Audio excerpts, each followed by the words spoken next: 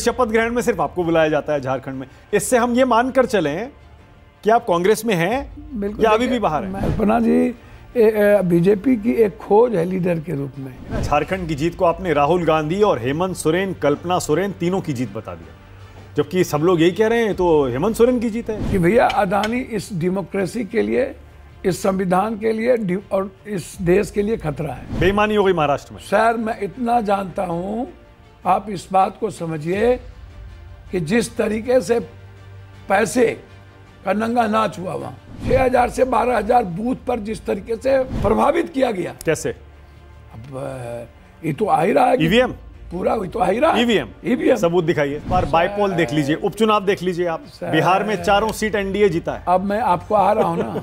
असम में 5 जीता है। आप एक बात, यूपी में 9 में से 7 जीता है। आज अदानी के चलते पूरे दुनिया में हमारा डिमोरलाइजेशन हुआ है, अपमान हुआ है, हम चीटर के रूप में जाने जा रहे हैं। बीजेपी कहती है जब मुगलों ने, आक्रांताओं ने हिंदुस्तान आकर हमारे पूजा स्थल तोड़े, उनकी जगह मस्जिदें बनाई, तो वो सब तो मंदिर हमें मिलने चाहिए। सर क्या ऐसा हुआ था? क्या मंदिर तोड़कर मस्जिदें बनाई गई थी? देखिए, इस देश में खरीदार होना चाहिए, बिकने वाला बैठा हुआ है। बिहार कौन जीतेगा इस बार? बिहार के साथ काम करता है कौन है? जो बिहार का बेटा हो। आरजेडी, जो भी तेजस्वी यादव।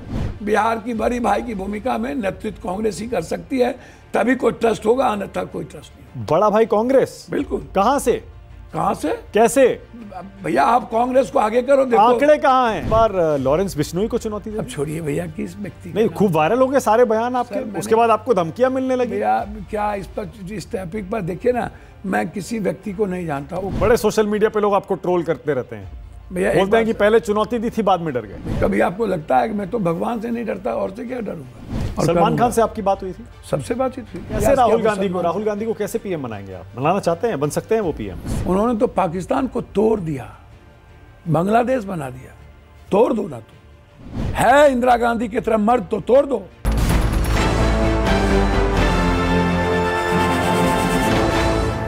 नमस्कार, आप देख रहे हैं न्यूज़ 24। मैं हूं मानक गुप्ता। आज चाय वाला इंटरव्यू एक बार फिर पूर्णिया से निर्दलीय सांसद पप्पू यादव का। बहुत स्वागत। नमस्कार। न्यूज़ 24 चाय वाला राम जोहार, जय भीम, नमो बुद्धाय। 6 बार के सांसद पप्पू यादव अक्सर चर्चा में छाए रहते हैं, एक बार फिर से वायरल हैं। शपथ ग्रहण में झारखंड में सिर्फ आपको बुलाया गया? अरे नहीं भैया, कांग्रेस की तरफ से दिल्ली से नेता गए और उधर से सिर्फ आपको बुलाया गया। मैं भैया एक बात समझिए ना, मेरे व्यक्तिगत रिश्ते को आप दल से क्यों जोड़ते हैं? हेमंत सोरेन जी और पप्पू यादव का रिश्ता बिल्कुल एक सगे भाई का है हमारा, और शिबू सोरेन जी का रिश्ता बहुत निकटता रहा है, बहुत सानिध्य का रहा है। बड़े लंबे संघर्ष के साथ हम लोग झारखंड में काम करते रहे हैं, और लोगों का रिश्ता राजनीति का होगा, हेमंत जी से बहुत सारी चीज़ों का होगा। मेरा बिल्कुल जो एक फैमिलियर रिश्ता है। तो आपको हेमंत जी ने बुलाया था? विश्वास का जो रिश्ता है वो है। आपको हेमंत सोरेन ने बुलाया था? नहीं, निमंत्रण तो हेमंत सोरेन जी दिए। हमको लगा कि शायद कांग्रेस पार्टी ने अपनी तरफ से आपको बुलाया। नहीं, हेमंत सोरेन जी ने निमंत्रण दिया, कांग्रेस पार्टी तो जिम्मेदारी दी थी, निमंत्रण हेमंत सोरेन ने दिया, जिम्मेदारी कांग्रेस ने। बड़ा विचित्र है। आप पहले अपनी पार्टी बनाते हैं, उसके बाद उस पार्टी का कांग्रेस में विलय कर लेते हैं, फिर आपको टिकट नहीं मिलता है, फिर निर्दलीय आप लड़ते हैं, चुनाव जीत जाते हैं, और उसके बाद आप कांग्रेस पार्टी से कहते हैं कि मुझे महाराष्ट्र और झारखंड में आप प्रचार की जिम्मेदारी दीजिए। पार्टी देती भी है, फिर शपथ ग्रहण में सिर्फ आपको बुलाया जाता है झारखंड में। इससे हम ये मानकर चलें कि आप कांग्रेस में हैं या अभी भी बाहर हैं? मैं बिल्कुल कांग्रेस की आइडियोलॉजी और एसोसिएट मेंबर की तरह हूँ। एसोसिएट बिल्कुल हूँ। और मैं पहले आपको कह दिया कि देखिए, झारखंड हमारी जिम्मेदारी थी, हमारा दायित्व था, और जिस जिम्मेदारी के साथ 30 दिन लगातार हम लोगों ने काम किया, हेमंत जी, कल्पना जी, हम लोग, और राहुल गांधी जी ने जिस तरीके से वो लगातार कैंप भी किए। राहुल गांधी जी बड़े स्तर पर गए, और निश्चित रूप से देखिए, एक बात समझिए, जो राहुल गांधी जी की जो 2-3 विज़न है, उसमें आप उसको दरकिनार नहीं कर सकते हैं। जो अन्य कांग्रेस के शासित राज्यों में जो 450 का सिलेंडर है, गारंटी 3000 है, जो गारंटी है, और जो हेमंत जी और कल्पना जी ने जिस तरीके से परिवर्तन किया, कल्पना जी बीजेपी की एक खोज है लीडर के रूप में।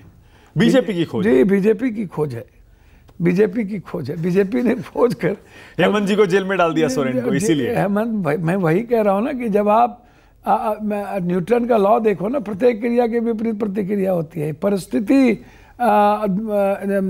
एक बड़े लीडर के रूप में, प्रतिभावान लीडर के रूप में, शायद उतना अच्छा इंग्लिश नरेंद्र मोदी जी नहीं बोलेंगे जितना अच्छा इंग्लिश कल्पना बोलती है, उतना अच्छा बांग्ला, उतना अच्छा उड़िया जितना कल्पना बोलती है, उतना मीठा कल्पना बोलती है। आप भी देखिए, बड़ी चतुराई से ना झारखंड की जीत को आपने राहुल गांधी और हेमंत सोरेन, कल्पना सोरेन तीनों की जीत बता दिया, जबकि सब लोग यही कह रहे हैं तो हेमंत सोरेन की जीत है, जेएमएम की जीत है, इसमें कांग्रेस की जीत कहां से आ गई? देखिए, सब क्या कह रहे हैं मैं नहीं जानता, सब क्या कह रहे हैं। हेमंत सोरेन तो लीडर है ना।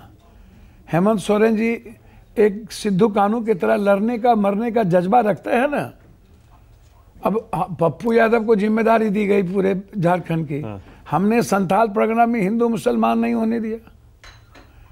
जिस तरीके से अब जोगी जी, अमित शाह जी, प्रधानमंत्री वहाँ जाके नफरत पैदा किए, बेटी उठा के ले जाएंगे, ज़मीन छीन लेंगे, रोटी निवाला नहीं ख़त्म कर देगा, और जो एक कॉरपोरेट के नेता वहाँ पर बिल्कुल लफुआ टाइप के काम करते रहते हैं, हमेशा गाली गलौज, हमेशा आदिवासी घट रहा है तो ये घट रहा है, और कॉरपोरेट को पैसा ला करके हमेशा गाली गलौज की राजनीति करना, बिल्कुल मुसलमानों को सीधा गाली गलौज की बात करना। कमज़ोर, उसको कमज़ोरों से नहीं मतलब है, कमज़ोर से मतलब है तो अपने घर के बेटा बेटी की शादी करता क्यों नहीं हिंदू के दलित में, हिंदू के ST SC में, आदिवासी में क्यों नहीं करता है? किसकी बात कर रहे हैं? उन्हें जो नेता उस इलाके में कॉरपोरेट को पैदा करना चाहते हैं, कॉरपोरेट के पैसे से खेलता है, मैं उनकी बात करना चाहता हूं। जो ट्विटर बॉय है, जो जिसका कोई अपनी जमीन और जगह नहीं है और मुख्यमंत्री का सपना देखने लगे थे। कौन? अब वही जो कॉरपोरेट की यहाँ दलाली करता है, जिसको दलाली से फुर्सत नहीं है।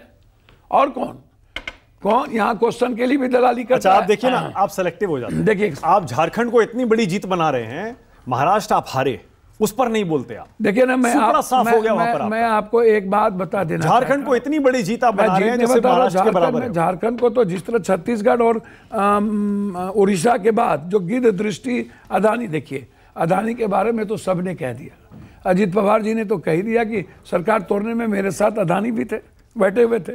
अदानी के बारे में मैं इतना जानता हूं कि भैया अदानी इस डेमोक्रेसी के लिए, इस संविधान के लिए और इस देश के लिए खतरा है। तो शरद पवार और TMC साथ ही नहीं देते भैया। मैंने आपको NCP और TMC, देखिए, मैं एक बात, अडानी के मुद्दे पर कांग्रेस का साथ ही नहीं देते। एक बात आपको बहुत क्लियर बता दूं, डेमोक्रेसी में यदि पूंजी का निवेश हो जाए, डेमोक्रेसी किसी भी चुने हुए सरकार को यदि पूंजी के द्वारा खत्म करने की पूरी तैयारी हो जाए, हर मुद्दों पर उनकी गिद्ध दृष्टि थी। तीसरी सबसे बड़ी मिनरल्स, जो सबसे बड़ी उनकी छत्तीसगढ़, उड़ीसा के बाद उनको छत्तीसगढ़ चाहिए था, वहाँ अपने नौकर को उन्हें बैठाना था।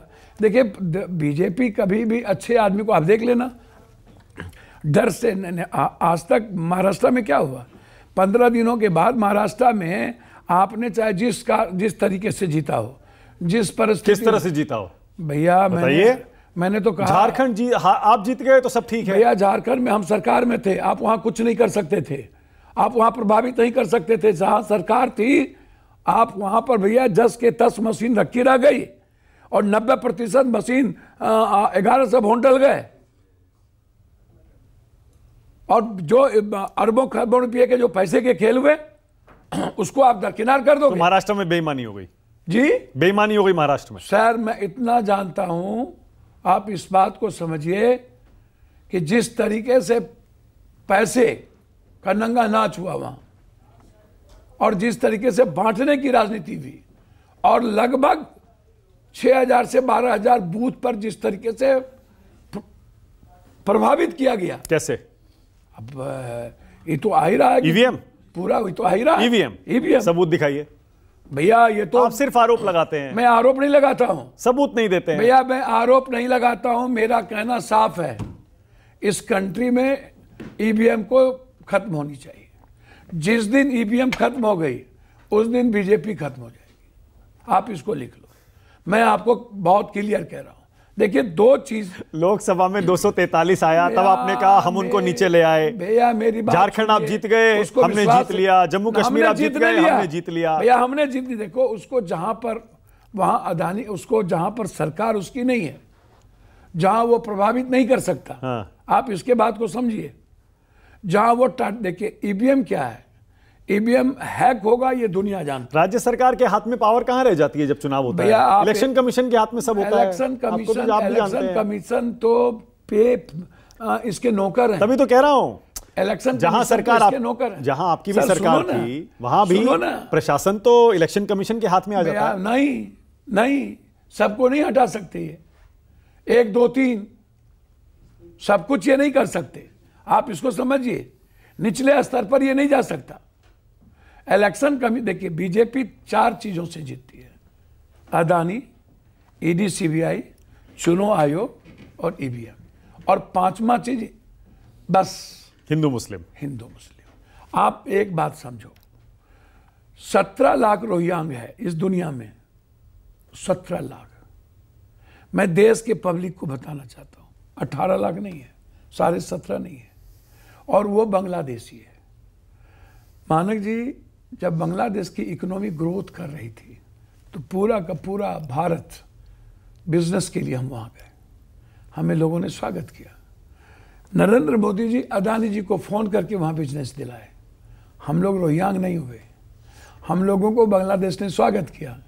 और बांग्लादेश जब अपने घर आकर के रोटी और खाने की बात की तो हम रोहिंग्या हो गए। बांग्लादेश की राष्ट्रपति प्रधानमंत्री हमारे घर में रहेंगी, वो रोहिंग्या नहीं है, लेकिन वोट के लिए रोहिंग्या हो जाता है। 1 2 दूसरी सबसे बड़ी बात, कितना मजे की बात है, 11 साल से आप प्रधानमंत्री हैं और 23 साल आप चीफ मिनिस्टर रहे झारखंड में।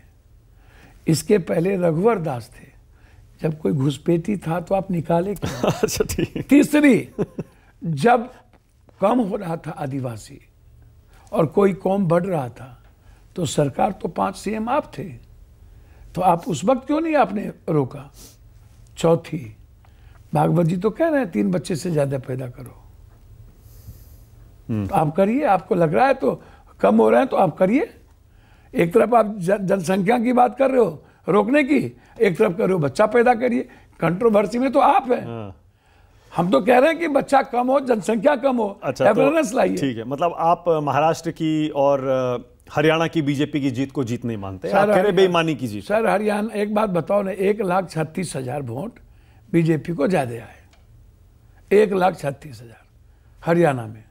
देखो बीजेपी करती क्या है इसको समझिए पहले, यदि इसको नहीं समझेंगे तो दिक्कत होगी।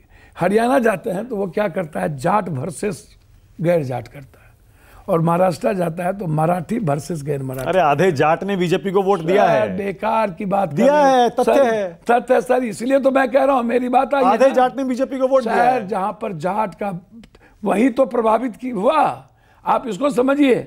इधर देखिए, जब पंजाब गए तो सिख वर्सेस किया, उसको कनाडी बना दिया, उसको उग्रवादी बना दिया। जाट वर्सेस किया, सर इस बार मराठा वर्सेस किया, मराठी वर्सेस किया, इसको समझिए।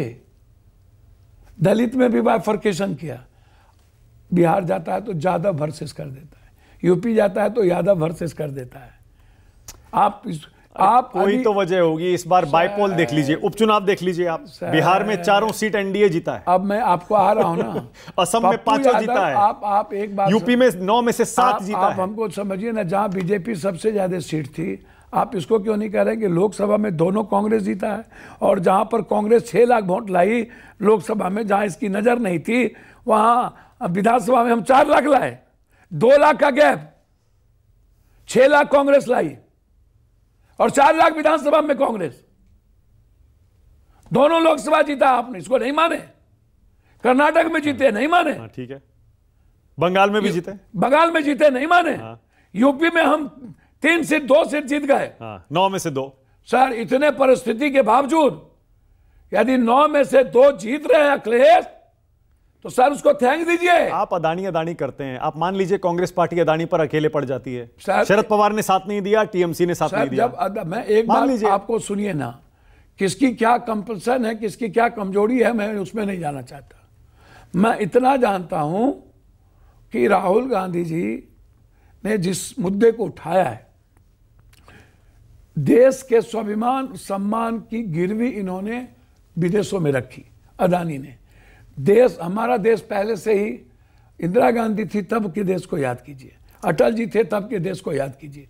आज अदानी के चलते पूरे दुनिया में हमारा डिमोरलाइजेशन हुआ है, अपमान हुआ है, हम चीटर के रूप में जाने जा रहे हैं, हम ठग के रूप में जाने जा रहे हैं। इसी मुद्दे पर अदानी के मुद्दे पर संसद में आपका न टीएमसी ने साथ दिया, न समाजवादी पार्टी ने साथ दिया। कामकाज शुरू हो गया इसीलिए। भैया सुन लीजिए ना, संसद का कामकाज इसीलिए शुरू हुआ है। 101 एमपी होने के बावजूद ये कोई भी आदमी यह कह दे कि इसी मुद्दे पर कामकाज शुरू हो गया, नहीं, कांग्रेस अपने एलाइज को लेके चलना चाहती है। अच्छा, ओके। ये आप समझिए, कांग्रेस अपने एलाइज के अनरेस्पेक्ट नहीं कर सकता, और लोग नहीं है। आप जानिए ये काम क्या रणनीति रहेगी इस बार संसद के अंदर? प्रियंका गांधी इस बार जो आई हैं, बीजेपी क्या करती है जानते हैं? हाँ, बीजेपी सबसे पहले अपने ही मजबूत लोगों को मारती है, कांग्रेस ऐसा नहीं करती है। अब देखो ना, सभी जगह नौकर को बनाया है ना मुख्यमंत्री, मध्य प्रदेश, झारखंड, क्या कहते हैं, राजस्थान, अब महाराष्ट्र देख लो। राष्ट्रपति शासन कब के लगना चाहिए? विधानसभा का टर्म तो पहले पूरा हो गया।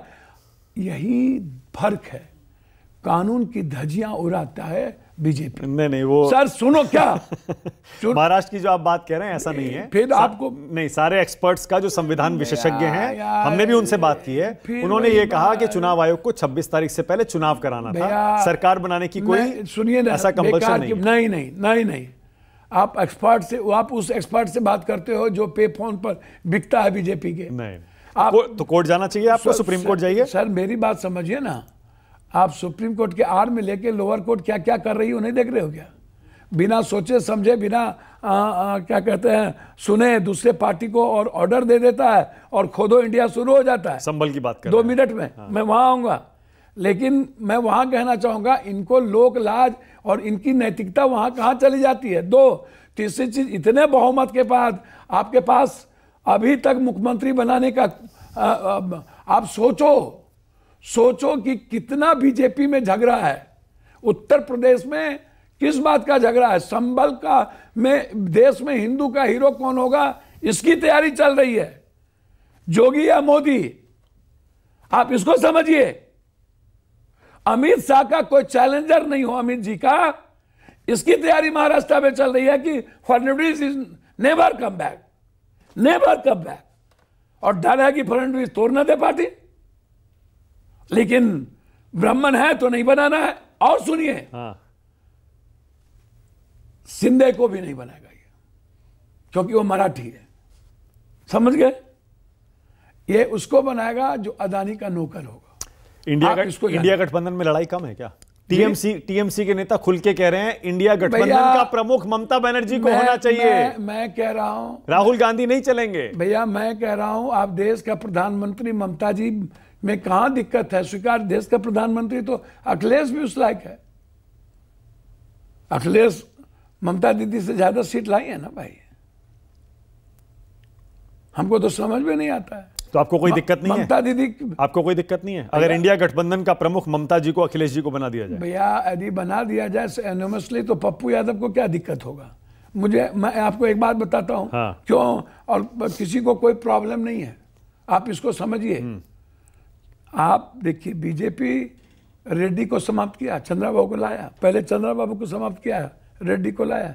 बीजेपी किसको बचने देती है? एक दूसरी बात आपको मैं एक बात पूछता हूं, दुनिया के इतिहास में 1.5 साल कभी दुनिया वर्ल्ड के इतिहास में उठा के देखिए, कोई स्टेट, कोई देश इतने लंबे समय तक बलात्कार, मर्डर, जिसके पास सुपर पावर हो, जो कहता हूं मैं ताकतवर हूं, जो कहता मैं दुनिया के चैलेंज को स्वीकार करता हूं। सर, मणिपुर जिससे ना संभला हो, आज भी बलात्कार हो रहा हो, आज भी जाति के आधार पर तोड़ा जाता हो। आप देखिए, आप हमेशा राजनीति मत हम लोग करें, नहीं करें। प्लीज पैर पकड़ते हैं। अब सर 11 साल जो देश का पीएम रहा हो तब भी हिंदू खतरे में। मात्र 18 करोड़ मुसलमान हैं, मात्र 18.5। सर आपके गांव में 2000 राजपूत या 2000 यादव की संख्या होगी, 100 कोई दूसरी जाति होगी, लड़ेगा आपसे? मैं आपसे दिल से पूछता हूं। तो मतलब आप ये कह रहे हैं हिंदू लड़ाई शुरू करता है? जी, मेजॉरिटी लड़ाई शुरू करती है, बहुसंख्यक लड़ाई शुरू करता है। एक बात याद रखिएगा, अल्पसंख्यक कोई भी हो, सिख हो, ईसाई हो, आपसे कहीं नहीं लड़ेगा। बौद्ध हो, नहीं लड़ेगा। और जो सनातन को मानता है वो कभी नहीं लड़ेगा। मुस्लिम का नाम नहीं लिया आपने? मैं तो वही बात कर रहा हूँ, बौद्ध हो, अल्पसंख्यक हो, कोई हो, मुसलमान हो, कभी नहीं लड़ेगा सर, वो कभी नहीं लड़ेगा। तो मतलब बहुसंख्यक लड़ाई शुरू करता है? सर सनातन कभी लड़ता ही नहीं है। तो फिर कौन शुरू करता है लड़ाई? लड़ाया जाता है, मुट्ठी भर लोग लड़ता है। अब संभल में क्या हुआ, आप ही सर बताइए। मुट्ठी भर लोग संभल में क्या हुआ? लोकल कोर्ट का ऑर्डर था सर, कोई कोर्ट का ऑर्डर नहीं था। एक सर्वे करने वालों पर पत्थरबाजी किसने शुरू की? तो यही बात तो सबसे बड़ी बात है। बताइए सर, सर्वे का आदेश आया, आपको सर्वे एक बार कर लिए, दोबारा आप पहुंच गए तो मस्जिद के मौलाना ने कहा कि आप एक सर्वे कर लिए, फिर दोबारा कोर्ट कुछ कहती है तो आइए।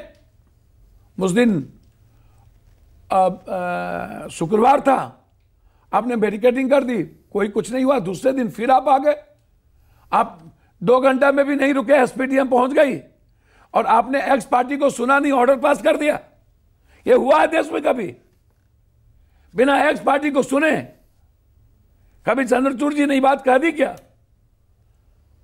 आप दूसरी चीज, इतनी जल्दीबाजी क्या थी? क्या देश खतरे में था?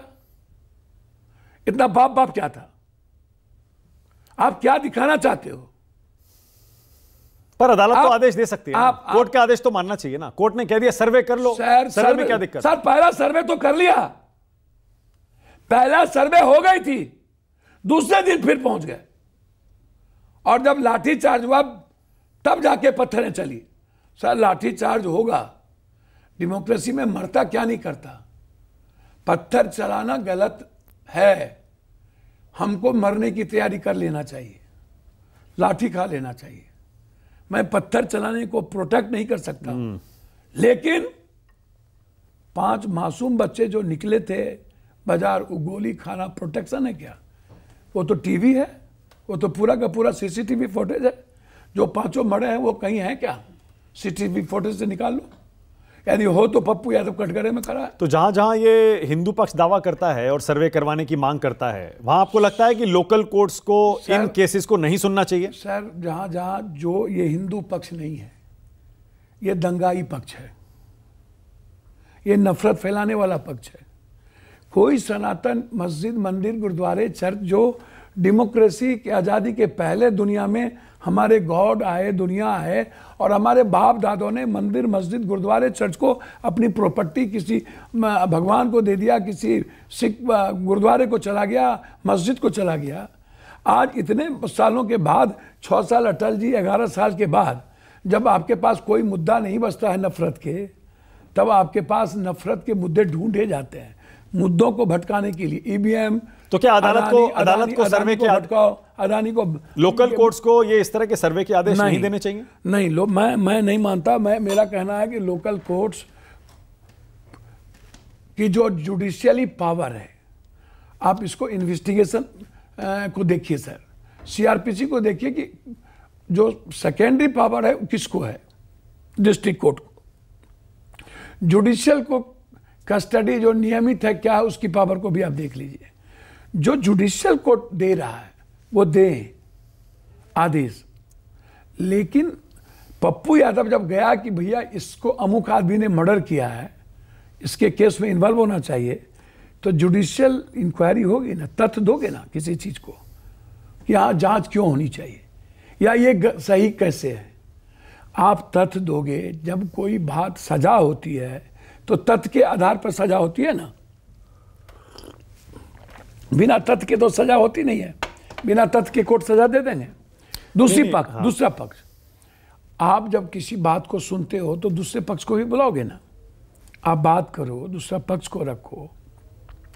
अब यदि इस तरह सभी मस्जिदों में, मंदिरों में यदि इधर पक्ष भी चला जाए कि मेरा मस्जिद है, हम वहाँ नमाज पढ़ते थे, इसका मतलब तब तो यहाँ मेरा गुरुद्वारा था, तब तो सभी पक्ष इस तरह करने लगे और जुडिशियली इसी तरह का आदेश देने लगे, तब ये डेमोक्रेसी, अच्छा, जो 91, सर ये डेमोक्रेसी बचेगी, 91 का जो कानून है या देश बचेगा। ओके, पूजा धर्मस्थल जो कानून है 1991 वाला, आपको लगता है कि जैसे 47 से पहले जो जैसा था वैसा ही रहेगा पूजा स्थल, उस कानून को नहीं माना जा रहा लोकल कोर्ट्स में जब वो सर्वे के आदेश दे रही हैं, आपको ऐसा लगता है? देखिए, ये बिल्कुल गलत प्रॉपर्टी है, मैं इसको नहीं मानता, ये सही नहीं है, ये सही नहीं है। धर्म में दखल उचित नहीं है, विचारों पर पहरा उचित नहीं है, जीने के तरीके पर, अधिकार पर हमला उचित नहीं है। सबके रेस्पेक्ट का ख्याल रखना चाहिए।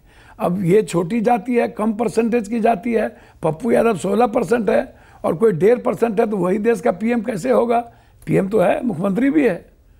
बिना आप यदि ऐसा करते हो बहुसंख्यक और अल्पसंख्यक के आधार पर, तो जिसकी जितनी जनसंख्या उसका प्रधानमंत्री तो जब सुनो ना, कॉन्स्टिट्यूशन में आप ले आइए, जिसकी जितनी जनसंख्या उसकी उतना स्टेट बांट दीजिए कि इतने स्टेट में ओबीसी, इतने स्टेट में ईबीसी, इतने स्टेट में एसटी, इतने स्टेट में माइनॉरिटीज।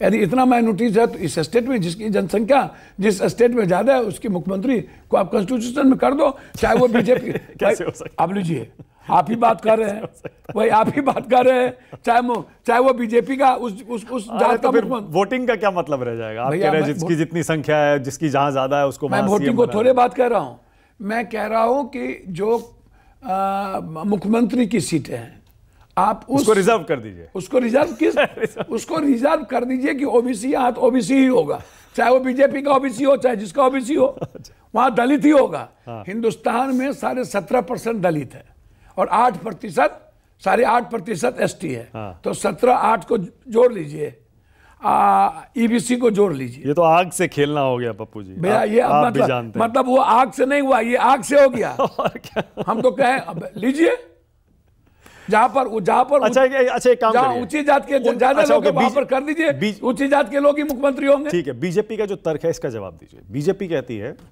जब मुगलों ने, आक्रांताओं ने हिंदुस्तान आकर हमारे पूजा स्थल तोड़े, उनकी जगह मस्जिदें बनाई, तो वो सब तो मंदिर हमें मिलने चाहिए। सर क्या ऐसा हुआ था? क्या मंदिर तोड़कर मस्जिदें बनाई गई थी? देखिए बीजेपी इतिहास में आपने भी पढ़ा है इतना। देखिए बीजेपी का तर्क जो है, ये 6 और 11, जब इनके पास कोई मुद्दे नहीं बचते हैं, जब इनको बेसिकली विकास का मुद्दा नहीं है, बेसिकली किसान के मुद्दे ये खाना चाहती है, किसान को। देखिए नरेंद्र मोदी जी के बारे में एक बात समझिए, ये झूठ को सच करने में बड़े माहिर हैं।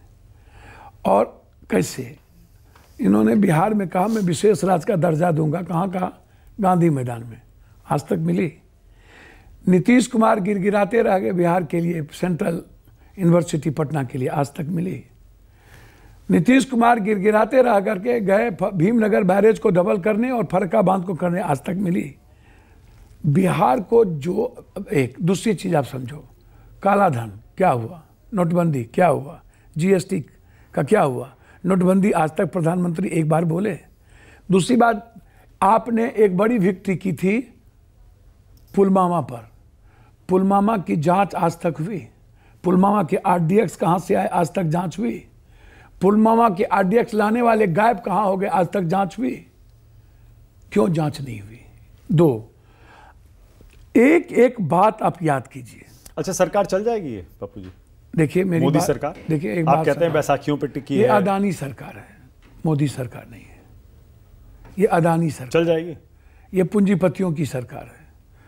और अदानी जब सबको खरीद के रखने की औकात रखता है, सर इस कंट्री में तो नीतीश जी को खरीदा हुआ है अदानी ने। आप तो ऐसा आरोप लगा रहे हैं सर, इस चंद्रबाबू नायडू को खरीदा हुआ है। सर सुनिए ना, इस देश में खरीदार होना चाहिए, बिकने वाला बैठा हुआ है। 4 की 4 सीट इस बार बाइपोल में एनडीए ने जीत ली। सुनो भैया, कांग्रेस छोड़ के आप उठा के देख लो भैया, सबने बीजेपी के साथ काम किया है ना, सबने बीजेपी के साथ, और सब ईडी सीबीआई से डरता है ना। जब तक ईडी सीबीआई अदानी है तब तक आप कुछ नहीं। वोटर थोड़े डरता है क्या? वोटर थोड़े डरता है अदानी से, ईडी सीबीआई से, आम आदमी है। अब वोटर भैया, चारों सीटें एनडीए कैसे जीता बिहार में? सुनो ना भैया, सुन तो लो, जहां जिसकी सरकार थी वहां जीत गई। आप समझो, ये बाय इलेक्शन पोल ही ऐसा होता है। अब दूसरी बात समझो, दूसरी बात समझो, जब आप गठबंधन है तो गठबंधन में आप सारे लीडर को हिस्सेदारी और बुलाओगे ना। जब आप अकेले ही, मेरी बात इसको समझिए, एक जो आप एक कौन नया लुटेरे को कोई कहता है 10% वोट आ गया, भैया 300 करोड़ रुपया खर्च किया ये आदमी, प्रशांत किशोर, क्या नाम है, हम नाम नहीं जानते, कमाल करते हैं आप। नहीं, हमको नामों का पता नहीं, मैं उसको कहता हूँ लुटेरा कहते हैं आप? लुटेरा सर, ये बारगेलर है, ये ब्लैकमेलर है, ये ब्लैकमेलिंग करता है सब जगह जाके। कांग्रेस में भी ब्लैकमेलिंग कर रहा था, ये बंगाल में भी ब्लैकमेलिंग किया, आप नीतीश जी का भी ब्लैकमेल, नीतीश जी इसको कुर्ता पैजामा पहनाया, उसी को लात मार दिया। ये है किसका? ना नीतीश का, ना उद्धव का। जहां गया वहीं से बीजेपी में ले आया। पंजाब गया, क्या हाल कर दिया राजा का। आज पंजाब में वो सीएम होते, उसको बीजेपी में ले आया। रेड्डी के पास गया, रेड्डी की मदद करने गया, उसको बीजेपी के साथ सटवा दिया। सर इसकी एक एक घटना देखिए। बीजेपी के एजेंट हैं आपका ये आरोप है? सर बीजेपी के एजेंट नहीं है, ये नरेंद्र मोदी के खिलाफ कभी एक शब्द बोले हैं? नाम इनका मुंह होंठ से दिखवा दो तो। है औकात इसकी? है? कौन है ये आदमी? फिर क्यों आए हैं चुनाव लड़ने? आप बता दीजिए। ये चुनाव लड़ने नहीं आए हैं, वोट काटने चुनाव से मतलब नहीं। क्या वोट काटेंगे? ये काट तो लिए इस बार, कह रहे हैं 10% वोट आया हूं। औकात 2000 या 3000। मैं चैलेंज करता हूं आपके माध्यम से, 10 ठो ब्राह्मण का वोट ये अपने बूथ पर दिखा दे, इसके वोटर के पक्ष में। ये ब्राह्मण है ना, कहते हैं ना मैं ब्राह्मण हूं, ये अपर कास्ट का वोट लेकर के दिखा दे। है औकात इसकी? और आप उस मुसलमान को टिकट दिए जो 70,000 वोट लाया था, और 3 बार में वो 16,000 वोट लाता था, उसको ये टिकट दे दिया। फिर वही 16,000 वोट आ गई। वो मुसलमान का वोट था, वो इनके बाबू का वोट नहीं है, इनके नाना का वोट नहीं है।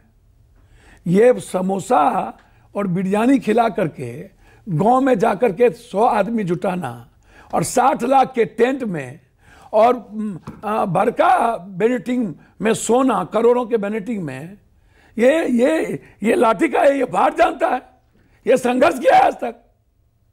और उसके बाद ये बिहार को एक बार हारा नहीं, सूडान कह दिया। इसकी हैसियत कैसे हुई बिहारी को सूडान कहने की? जिस बिहारी ने पूरी दुनिया को बनाया, कह दिया इस सूडान की स्थिति है, पैसा लेता है।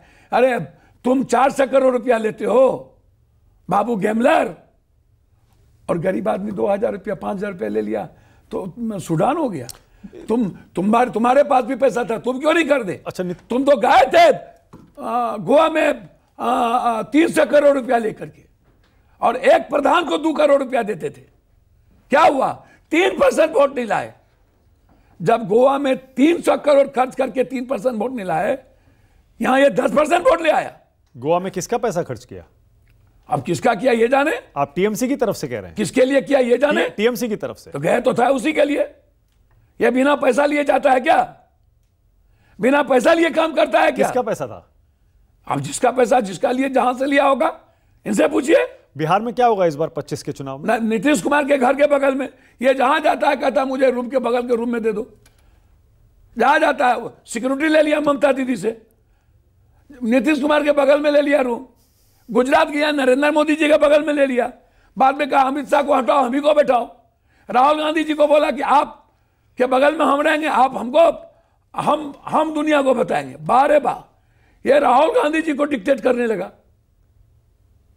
जबकि सबसे पहले कांग्रेस ही इसको लाया, बीजेपी नहीं लाया।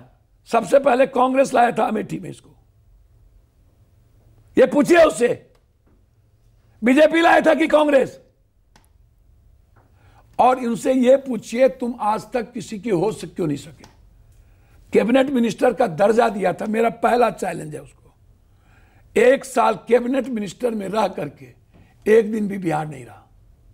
एक काम नहीं किया। अब बिहार सर सुनिए, क्या होगा चुनाव में? इसको पूछिए। चुनाव आ गया, एक काम जब कैबिनेट में लाके नहीं करा सकते हो, ये सोशल मीडिया को खरीद के और चैनल के मालिक को खरीद के कोई चुनाव नहीं जीत सकता। कौन जीतेगा फिर? बिहार कौन जीतेगा इस बार? बिहार के साथ काम करता कौन है? जो बिहार का बेटा हो, आरजेडी, जो भी तेजस्वी यादव। मैं एक बात आपको कह देना चाहता हूं, बिहार की बड़ी भाई की भूमिका में नेतृत्व कांग्रेस ही कर सकती है, तभी कोई ट्रस्ट होगा, अन्यथा कोई ट्रस्ट नहीं होगा। बड़ा भाई कांग्रेस? बिल्कुल। कहां से? कहां से? कैसे?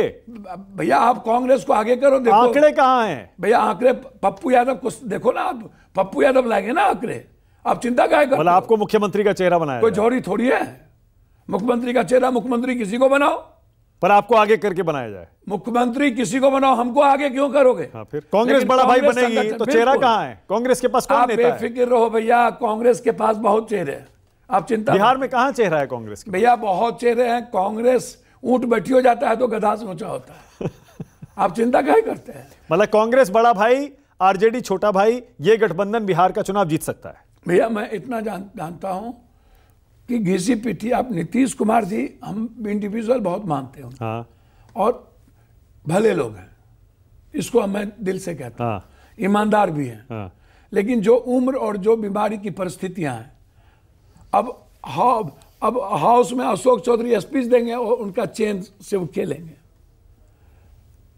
आप प्रणाम करिए नरेंद्र मोदी जी को, मैं भी प्रणाम करूंगा, उम्र से बड़े हैं, प्रणाम करने में दिक्कत नहीं है। लेकिन नीतीश कुमार जी, समय हो गया उनका। बिहार की गरिमा भी तो रखी है। समय हो गया है नीतीश जी। देखिए मैं एक बात बोलूं, नीतीश कुमार जी की पॉलिटिकल क्रेडिबिलिटी, आज अकेले चुनाव लड़ा लो, सुन पे चले जाएंगे। मतलब बीजेपी की वजह से जीते हैं इस नीतीश बार? कुमार नहीं, अभी हाल में जो जीते हैं सर, नीतीश कुमार जिसके साथ रहेंगे हाँ, वो जोरन का काम करेंगे, ये मैं मानता हूं। और अन्य पार्टी को यदि अभी भी आप बिहार में आगे रख के चलोगे तो नीतीश कुमार जी पहला चॉइस हो जाता है। कोई नई चॉइस की जरूरत है बिहार में, और वो नई चॉइस पप्पू यादव हो सकता है। भैया पप्पू यादव जनता का चॉइस हो सकता है। अब 6 बार के सांसद हैं। मैंने क्या कहा? मैं जनता का बेटा हो सकता हूं, सेवक हो सकता हूं। हाँ। मैं बिहार का चॉइस हो सकता हूं, लेकिन जरूरी नहीं है पार्टी का चॉइस हो जाऊं। अच्छा ठीक है। पार्टी कैसे चॉइस कर लेगी भाई पप्पू यादव को? ठीक है, हमारी हैसियत तो अभी आप कांग्रेस में नहीं है ना? भैया मैं एसोसिएट मेंबर, मैं कांग्रेस की आइडियोलॉजी तो ज्वाइन करेंगे नहीं करेंगे? भैया वो तो हो गया चुनाव। वो तो कांग्रेस तय करेगी कि नहीं, मुझको क्या नहीं, हम तो ये सुन रहे हैं कि तेजस्वी और लालू यादव भी तय करेंगे तभी, क्योंकि वो नाराज हो जाएंगे अगर कांग्रेस ने आपको शामिल कर लिया तो। कांग्रेस किसी के सहारे, किसी की इस जन्म में नहीं चलती है। डरती नहीं है? नहीं, मुझे नहीं लगता। तो क्यों नहीं फिर आप ज्वाइन करते कांग्रेस? भैया कांग्रेस को जब तय करना होगा तय करेंगे। मेरे लिए जो भूमिका कांग्रेस झारखंड में जो भूमिका दी और जो मुझे परिवार के लिए करना था, जब हेमंत जी जेल गए तभी हम बाय इलेक्शन से ही हम झारखंड में हैं, हम और कल्पना जी। भैया मैंने कल्पना जी को मैं लॉट ऑफ थैंक्स दूंगा। आपकी पार्टी आपने कहा डरती नहीं है, और आप भी डरते नहीं है।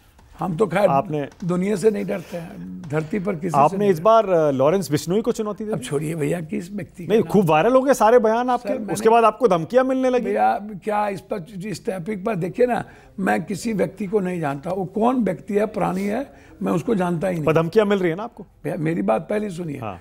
बाबा सिद्दीकी की हत्या हुई थी, मैंने ट्वीट कर दिया।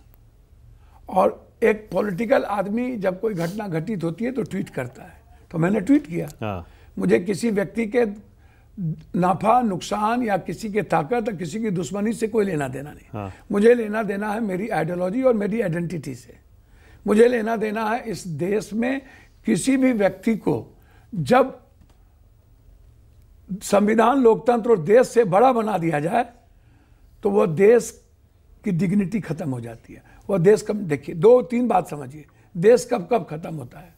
देश जब किसी मजहब, किसी भाषा, किसी रंग में फंस जाए, किसी धर्म में फंस जाए, वो देश नष्टो नाबूद हो जाता है।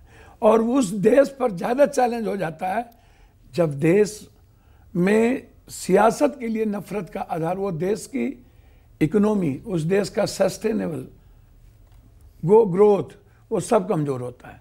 और जब किसी व्यक्ति को संविधान और लोकतंत्र से ज़्यादा, चाहे वो विंडर वाला हो चाहे कोई व्यक्ति हो, देखिए, मरना आपके हाथ में नहीं है। कैनेडी को बचा लिया क्या? इंदिरा जी को बचा लिया आप, राजीव जी को बचा लिए, बेन सिंह को बचा लिए। मरना आपके हाथ में नहीं है। जितना आप सोचते हैं ना, उससे ज़्यादा कोई डेस्टिनी है दुनिया में, वो सोच रही है। सोचने दीजिए उसको। पप्पू यादव की जितनी हैसियत है, जितना वे ऑफ वर्किंग, हमारी जो भूमिका मैं करता हूँ, मुझे जो काम करना है दुनिया में मैं डेली करता हूँ। झारखंड में चलते रहे, महाराष्ट्र में हम कैंप किए, महाराष्ट्र गए, महाराष्ट्र में रहे हम, झारखंड में 24 दिन 25 दिन लगातार रहे हम, जंगल गए हम, मोटरसाइकिल से गए, संथाल में हिंदू मुसलमान हमने नहीं होने दिया। जहाँ हमारे भाई को कि मेहमान जी ने जहाँ चाहा वहाँ हम गए। हम तो मोटरसाइकिल पर घूमे, लुइस फर्नांडिस साहब को लेकर के सब जंगल में गए। अरे मैं डरता किसी से? बिहार में हर दिन काम कर रहे, बाढ़ में अकेला सब जगह गाँव गए। बड़े सोशल मीडिया पे लोग आपको ट्रोल करते रहते हैं, भैया बोलते हैं कि पहले चुनौती दी थी, बाद में डर गए। भैया एक बात समझिए ना, मैं आपसे एक स्वाभाविक बात पूछ रहा हूँ। मैं अभी कोई सिक्योरिटी लेके आया हूँ, आप देखो तो, और बिहार में हमको कोई सिक्योरिटी है? आप देखिए ना। और डेली 10,000 के लोगों के बीच होता हूँ, और 24 दिन मोटरसाइकिल पर चला हूँ, तो आपको लगता है डर गए? मैं आपसे पूछ रहा हूँ। और दुनिया में डर नाम की चीज़ पप्पू यादव को है? कभी आपने हमको खौफ में जीते देखा है? कभी आपको लगता है कि मैं तो भगवान से नहीं डरता, और से क्या डरूंगा? आपकी तो छवि एक टाइम पे रॉबिनहुड की थी सर। एक बात समझिए, गरीबों का मसीहा। सर एक बात समझिए, मैं एक बात दिल से आपको कहता हूँ, मैं काम करता हूँ ना, मैं किसी का मसीहा बनना चाहता ना। मैं डेली जो लोग, मैं बार बार इस बात को कहता हूँ सर, हर दिन मेरे कोठी में आइए ना। आप ही का चैनल तो चलाया था कि पप्पू न बनो, पप्पू बन जाओ। जब वो हजारों लोग रहते हैं मेरे कोठी में, सर मेरा दायित्व क्या है? मेरी 3 डिक्शनरी है। इंसान को भगवान मानो, जस्टिस के लिए दुनिया से टकरा जाओ, या तो खत्म हो जाओ या तो जस्टिस करा के दम लो, और तीसरा कुछ भी ना बचे तो अपनी जिंदगी बेच के दुनिया की मदद करो। मैं करता हूँ। और सलमान खान से आपकी बात हुई थी? सबसे बातचीत हुई है। क्या बात हुई? एक बार नहीं, 2 बार बात। क्या बात हुई? कुछ नहीं, उन्होंने कहा कि बस अल्लाह हैं, और मैं पप्पू जी कभी ऐसे चीज़ों से विचलित नहीं होता हूँ, बस मैं मजबूत हूँ। और मैं, आपको भी लगता है कि सलमान कभी डरता है किसी से? बिल्कुल सवाल नहीं उठता। मैं सलमान या किसी की बात नहीं करना चाहता, मैं बहुत क्लियर हूँ सर। मेरी बात आप समझ लीजिए, मेरी क्लियरिटी है, आप इसको जानिए। आप ये सब नाम ले लेते हैं। अब ठीक है, चुनाव हम 4 तो चुनाव हार गए, कम्बिनेशन ठीक से हमने कुछ चीज़ को नहीं देख पाए, और ये जो वोट कटवा गए हैं, इन्होंने वोट काटने का कैसे राहुल गांधी को कैसे पीएम बनाएंगे आप? बनाना चाहते हैं? बन सकते हैं वो पीएम? सर इस देश में कब कौन जानता था कि ये राजस्थान और मध्य प्रदेश में सीएम हो जाएंगे? कौन जानता था खट्टर सीएम हो जाएंगे?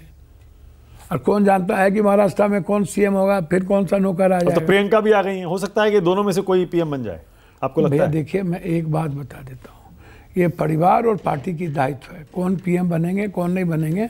लेकिन मैं इतना जानता हूँ कि राहुल गांधी जी जितने साफ सुथरे इंसान हैं, जितने बेबाक हैं, जितना साफ दिखता है दुनिया को, उनकी सच्चाई दिखती है।